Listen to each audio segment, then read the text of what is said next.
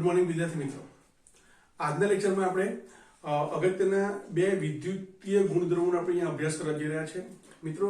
પહેલા તો what is જીટા potential, જીટા potential શું છે બરાબર છે, અને બીજા નંબરે ઇલેક્ટ્રોફોરેસિસ ઘટના શું છે બરાબર છે, ઇલેક્ટ્રોફોરેસિસ શું છે એનો આપણે આ વિડિયો લેક્ચરમાં આપણે અભ્યાસ કરવાના છે।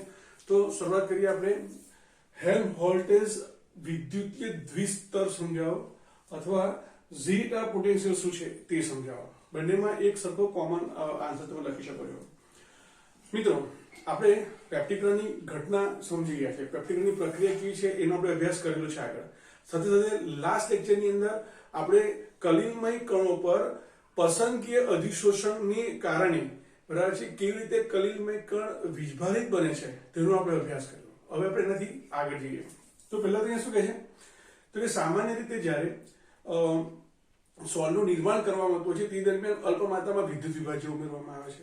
આ વખતે જે સોલના કણો છે તેની ઉપર તો કે જે સમાન આયન અસર ધરાવતો આયન હોય છે તે તેની ઉપર અધિશોષિત થાય છે અને પરિણામે આપેલ કલિલમય કણ છે એ જો ધન આયનને શોષણ કરે તો ધન વીજભારિત બને અને જો ઋણ આયન અધિશોષિત પામતો હોય તો તે કલિલમય કણ ઋણ વીજભારિત બને।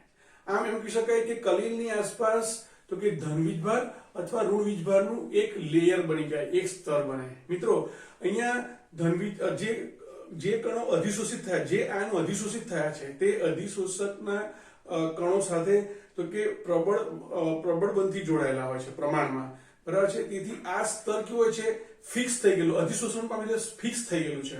માટે આ જે સ્તર બન્યું કલિલની આજુબાજુ જે આયનોના અધિશોષણને કારણે જે સ્તરની રચના થઈ એને આપણે સ્થિર સ્તર બરાબર છે, સ્થિર સ્તર તરીકે ઓળખીશું, એને ફિક્સ્ડ લેયર અથવા સ્ટેશનરી લેયર તરીકે ઓળખી શકાય। હવે જે અધિશોષિત થયેલા જે ધન વીજભારિત કે ઋણ વીજભારિત આયનો છે હવે શું કરશે તો કે દ્રાવણમાં રહેલા તેનાથી વિરુદ્ધ વીજભાર ધરાવતા જે આયનો છે એને પોતાની તરફ આકર્ષે અને એને કારણે અધિશોષિત થયેલા આયનોથી વિરુદ્ધ વીજભાર ધરાવતા આયનો એની આસપાસ એક બીજા નવા સ્તરની રચના કરશે। જો ધન વીજભારિત સોલ હશે તો ઋણ વીજભારનું બીજું સ્તર બનશે, જો ઋણ વીજભારિત સોલ હશે તો ધન વીજભારિત આયનોનું એક નવું સ્તર બનશે। આ સ્તર છે એમાં આ સ્તરના જે આયનો છે એ પેલા અધિશોષિત થયેલા આયનો સાથે નિર્બળ બંધથી જોડાયેલા હોય છે। પરિણામે આ જે સ્તર છે એના જે ઋણ આયન છે એ તો કે પ્રસરણ પામી શકે તેવા હોય છે। માટે આ જે નવું બીજું સ્તર બન્યું એને આપણે ડિફ્યુઝડ લેયર બરાબર છે અથવા ગતિશીલ લેયર તરીકે, ગતિશીલ સ્તર તરીકે આપણે એને ઓળખીશું। તો પ્રસરણ પામે છે માટે પ્રસરણ સ્તર પણ કહી શકાય।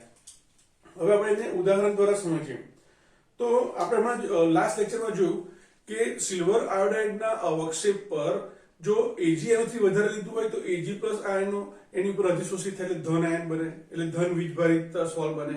જો પોટેશિયમ આયોડાઇડનું દ્રાવણ વધારે હોય તો ઋણ વીજભારિત સોલ બનશે।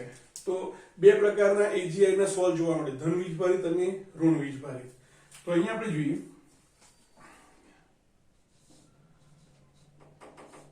ધારો કે સિલ્વર આયોડાઇડના અવક્ષેપ છે, પરંતુ આ અવક્ષેપના નિર્માણ દરમિયાન જો સિલ્વર નાઇટ્રેટ વધારે હશે તો એની ઉપર શું જમા થશે, અધિશોષિત થશે Ag+ આયન। સારું, આપણે વધારે શું રાખ્યું છે AgNO3, તો NO3- પણ જેટલા Ag+ આયનો અધિશોષણ થયા બરાબર છે એટલા જ NO3- આયન દ્રાવણમાં હશે, એટલે દ્રાવણમાં કોણ હશે NO3- આયન હશે બરાબર છે। બીજું એક્ઝામ્પલ જોઈએ ગાડી, સિલ્વર આયોડાઇડ ઉપર ધારો કે અહીંયા દ્રાવણની અંદર પોટેશિયમ આયોડાઇડ વધારે હશે તો I- આયન AgI ની સપાટી પર અધિશોષિત થશે બરાબર છે। તો દ્રાવણમાં કોણ હશે એની અંદર તો કે દ્રાવણમાં હશે K+ આયન।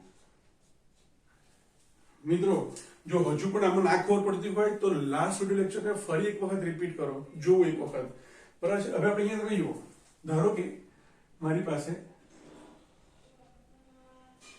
સિલ્વર આયોડાઇડનો ધારો કે આ મારી પાસે કલિલમય કણ છે, એ રીતે અહીંયા પણ મારી પાસે સપોઝ સિલ્વર આયોડાઇડનો અવક્ષેપ છે। અહીંયા કોણ અધિશોષિત થયું, ધન વીજભારિત સોલમાં Ag+ આયન અધિશોષિત થયું બરાબર છે। તો આપણે એને આ રીતે દર્શાવીશું કે આ Ag+ આયન છે એની ઉપર અધિશોષિત થયો આ રીતે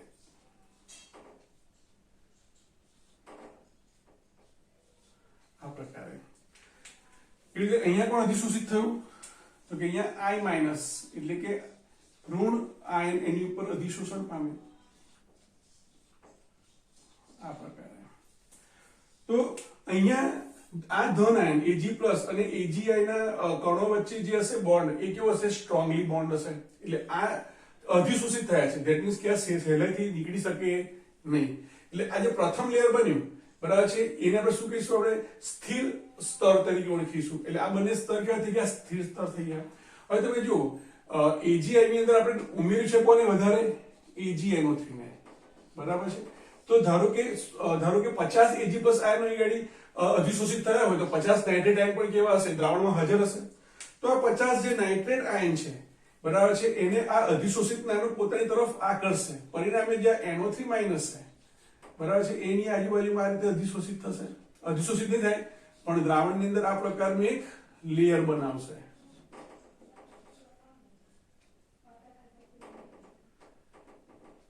મિત્રો પરિણામે આખો સોલ કેવો થઈ ગયો તો કે વીજભાર રહિત થઈ ગયો. મિત્રો યાદ રાખો કે વાસ્તવમાં કલિલમય દ્રાવણ એટલે કે સોલ એ વીજભાર રહિત પ્રણાલી છે.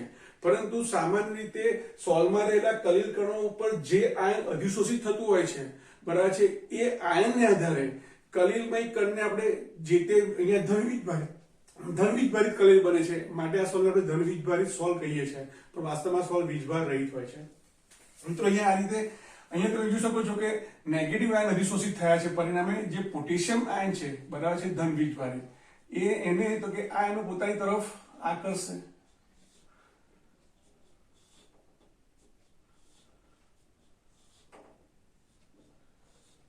બરાબર છે. તો અહીંયા બે લેયરનું નિર્માણ થયું. જે પ્રથમ લેયર જે છે અધિશોષિત થવાને કારણે બરાબર એને આપણે શું કહીશું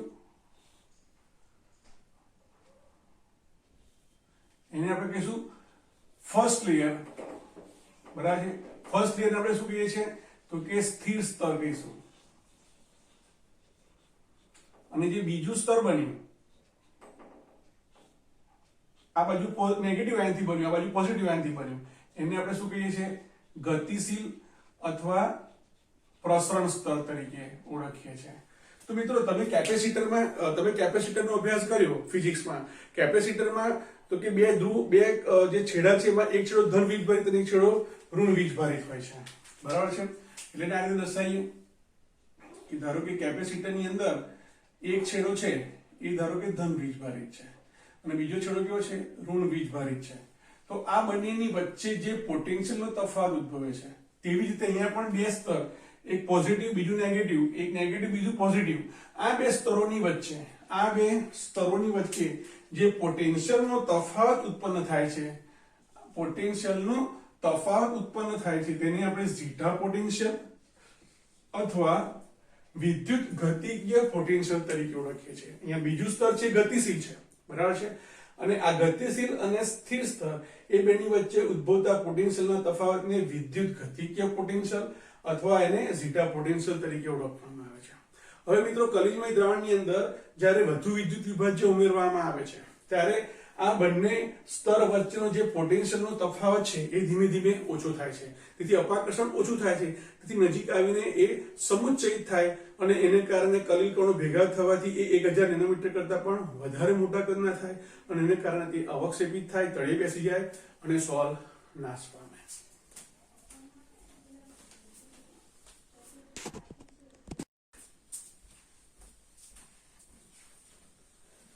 મિત્રો હવે આપણે ખૂબ જ અગત્યના ટોપિક વિશે અભ્યાસ કરવા જઈ રહ્યા છે. આ ટોપિક બોર્ડની એક્ઝામમાં પણ ઘણી બધી વખત પૂછાઈ ગયેલો છે. MCQમાં પણ આ ટોપિક પરના પ્રશ્નો પૂછાય છે. મિત્રો આપણે જાણીએ છીએ કે કોઈ પણ સોલ હોય એ કાં તો ધનવીજભારિત હોય છે કાં તો ઋણવીજભારિત હોય છે. શા માટે ધનવીજભારિત કે ઋણવીજભારિત હોય છે? કારણ કે તેમાં રહેલા જે કલિલ કણો છે વિક્ષેપિત કલાના જે કણો છે એની ઉપર ધન આયન કે ઋણ આયન અધિશોષિત થયેલા હોય છે. માટે આપેલ સોલ બરાબર છે એ ધનવીજભારિત કે ઋણવીજભારિત છે તેમ કહેવાય. તો કોઈ પણ સોલ ઉપરનો કોઈ પણ સોલ છે એમાં રહેલા કલિલમય કણો કયા વીજભાર ધરાવે છે એ નક્કી કરવા માટે ઇલેક્ટ્રોફોરેસિસ પદ્ધતિનો અભ્યાસ કરવામાં આવે છે, ઉપયોગ કરવામાં આવે છે. તમે જોઈ શકો છો કે આ એક યુ આકારની કાચની નળી છે જેની અંદર તો કે જે આપણે સોલ્વનું વીજભાર નક્કી કરવો છે એ કલિલમય દ્રાવણને ભરવામાં આવે. ત્યાર પછીથી તેના બંને છેડા ઉપર બંને છેડાને બંધ કરીને એમાં તો કે પ્લેટિનમના વિદ્યુત ધ્રુવો ઉમેરવામાં આવે. આ શું છે? પ્લેટિનમના વિદ્યુત ધ્રુવ છે. આ શું છે? કલિલમય દ્રાવણ છે. કલિલમય દ્રાવણ, જેને શું કહેવાય? સોલ. હવે આ કલિલમય દ્રાવણ ભરેલા યુ આકારની કાચની નળીને બંધ કરીને એમાં પ્લેટિનમના વિદ્યુત ધ્રુવો ઉમેરવામાં આવે છે. બરાબર છે. આ પ્લેટિનમના વિદ્યુત ધ્રુવ છે. તેને બાહ્ય બેટરી સાથે જોડવામાં આવે છે. બરાબર છે. જેમાં ધારો કે આ બેટરીના ધન છેડ સાથે જોડાયો, બરાબર છે, એટલે આપણે એને એનોડ કહીશું. બેટરીના ઋણ છેડ સાથે જોડાયો એને આપણે સપોઝ કેથોડ કહીશું. બરાબર છે. હવે તો કે અહીંયા આ છે એ પાણી પૂરું પાડનાર જળાશય કહી શકીએ આપણે, અને અંગ્રેજીમાં રેઝર્વોયર તરીકે વોટર જળ સંગ્રાહક કહી શકીએ આપણે. આને શું કહી શકીએ ગુજરાતીમાં? જળ સંગ્રાહક છે. બરાબર છે. ઓકે. હવે અહીંયા શું કહે છે તો કે હવે જ્યારે બેટરીને ઓન કરવામાં આવે એટલે વિદ્યુત પ્રવાહ પસાર થાય અને એને કારણે બંને વિદ્યુત ધ્રુવો છે, બરાબર છે, એ નેગેટિવ અને પોઝિટિવ ચાર્જ ના બને. હવે શું કહે છે? એની અંદર જે સોલ છે એમાં જે વિક્ષેપિત કલાના કણો છે એ કાં તો ધન વીજભારિત થશે કાં તો ઋણ વીજભારિત થશે. આપણે ઇમેજિનરી લઈએ કે અહીંયા જે વિક્ષેપિત કલાના કણો છે એને આપણે રેડ ડોટ વડે દર્શાવીએ. ધારો કે એ આર્સેનિક સલ્ફાઇડ AS2S3, બરાબર છે, આપણે AS2S3 ના સોલની વાત કરીએ છીએ. એટલે અહીંયા આપણે જે દ્રાવણ ભર્યું છે, બરાબર છે, ધારો કે એ શું છે? આર્સેનિક સલ્ફાઇડનો સોલ છે. ધારો કે આ કેવો છે? આર્સેનિક સલ્ફાઇડનો સોલ છે. અને આર્સેનિક સલ્ફાઇડના સોલ છે આપણને અત્યારે ખબર નથી કે કયો ચાર્જ ધરાવે છે. તો અહીંયા સપોઝ જોઈએ કે અહીંયા મારી પાસે આ રીતે આર્સેનિક સલ્ફાઇડના કલિલમય કણો મારી પાસે આ રીતે હાજર છે.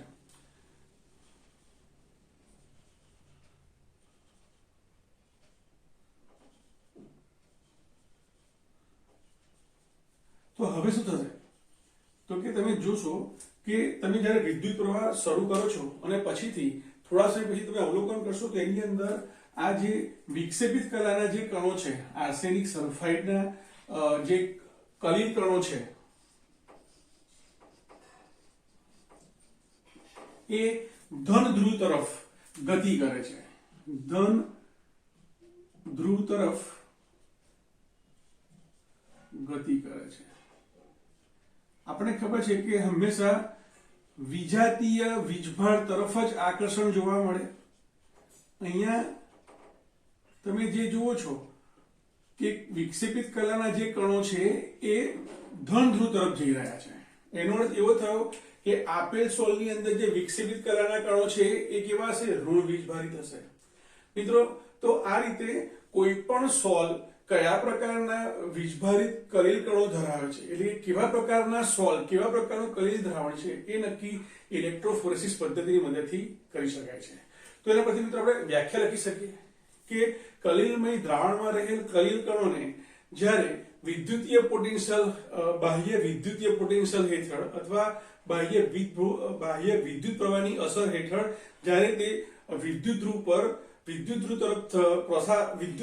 ધ્રુવ તરફ ગતિ કરતા હોય છે, બરાબર છે, તો આ જે વિજાતીય અથવા વિરોધી વિદ્યુત ધ્રુવ તરફ થતી કલિલમય કણોની ગતિને ઇલેક્ટ્રોફોરેસિસ અથવા વિદ્યુત કણ સંચલન અથવા વૈદ્યુત કણ સંચાલન તરીકે ઓળખવામાં આવે છે. મિત્રો, સામાન્ય રીતે પોઝિટિવ વીજભારિત જો કલિલ કણ હશે, બરાબર છે, પોઝિટિવ વીજભારિત કલિલ હશે તો ક્યાં જશે? ઋણ ધ્રુવ, કેથોડ પર જશે. અને ઋણ વીજભારિત કલિલ કણ હશે એ એનોડ તરફ જશે. તો એક્ઝામ પોઈન્ટ ઓફ વ્યૂ પણ તમારે આ પ્રશ્ન કરવાનો રહેશે.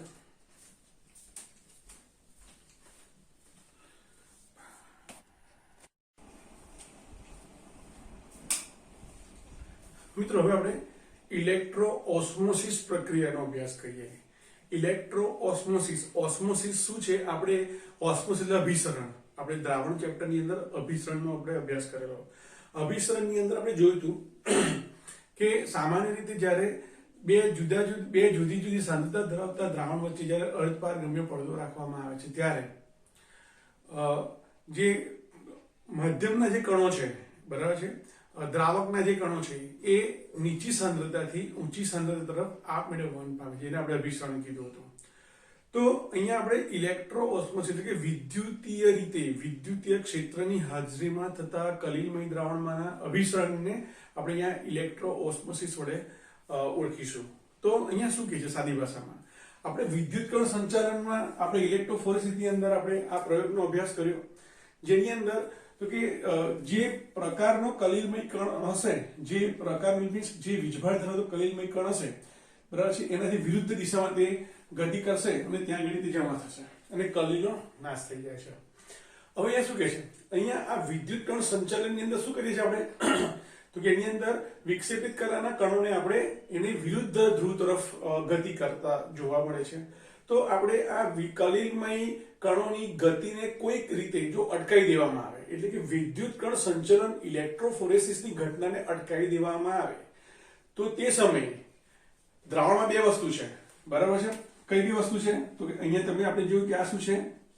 વિક્ષેપિત કલાના કણો છે, વિક્ષેપિત કલાના કણો છે, અને પાણી છે એ શું છે? વિક્ષેપણ માધ્યમ છે. તો શું કહે છે? કોઈક રીતે વિક્ષેપિત કલાના કણોની જે ગતિ છે, ઇલેક્ટ્રોફોરેસિસ જે પ્રક્રિયા છે એને અટકાવી દેવામાં આવે, તો તે સમયે વિક્ષેપણ માધ્યમ છે એ વિરુદ્ધ દિશામાં, બરાબર, કયા તો કે કલિલ કણો જે દિશામાં જાય છે એનાથી વિરુદ્ધ દિશામાં તે ગતિ કરવામાં આવે છે. એટલે આપણે આકૃતિ એની જ રાખી છે, અહીંયા સમજીશું આપણે કે અહીંયા ઇમેજિન કરો કે અહીંયા વચ્ચે હું અહીંયા શું કરું છું? સેમી પરમિએબલ મેમ્બ્રેન અર્ધપારગમ્ય પડદો મૂકી દઉં છું. અર્ધપારગમ્ય પડદો મૂકી દીધો. એને કારણે શું થયું? તો કે અર્ધપારગમ્ય પડદો, ધારો પાર્ચમેન્ટ પેપર છે એનો પડદો આપણે બનાવી દીધો, અથવા સેલોફેન જે શીટ છે એના વડે આપણે અર્ધપારગમ્ય બનાવી દીધો. અર્ધપારગમ્ય પડદામાંથી કલિલ કણો તો પસાર થઈ શકવાના નથી, એટલે આ તરફના જેટલા કણો છે એ બધા ઉપર જઈને જમા થઈ જશે, બરાબર છે. એટલે આ બધા કણો શું થયા? તો કે આ બધા કણો તો કે અહીંયા જમા થયા, આ પ્રકારે અહીંયા જમા થતા ગયા. આ કણો પણ વિરુદ્ધ દિશામાં જઈ રહ્યા છે ખરા, પણ અહીંયા શું થશે? તો કે આ બધા કણો, આ બધા જે કણો છે એ બધા અહીંયા આવીને અટકી જશે. હવે એનાથી આગળ જઈ શકે નહીં, કારણ કે અર્ધપારગમ્ય પડદો છે.